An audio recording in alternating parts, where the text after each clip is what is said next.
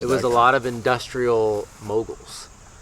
It really was the work of a lot of savvy businessmen of the time who were really building the infrastructure for what honestly helped make America great, bringing this industrial revolution to us and doing it at a really high impact kind of level.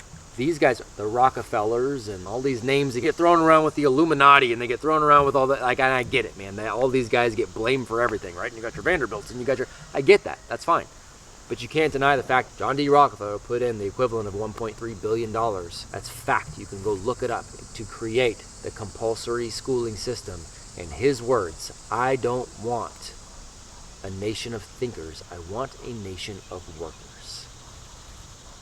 He did not want a nation of thinkers. And people said, well, what are you going to teach them for 12 years? So I'll teach them much about nothing, which is what our school system is based on. It is to teach people much about nothing, but more importantly, it is to take them out of the workforce early. All the child labor laws weren't necessarily about getting kids out of sweatshops.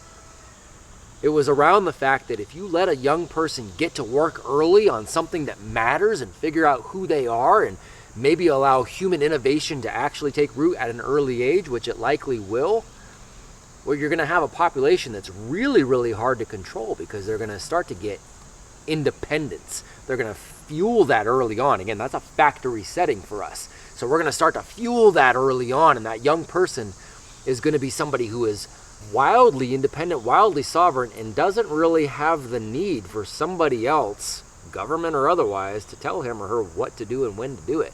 I'll figure it out on my own. I'll take care of it.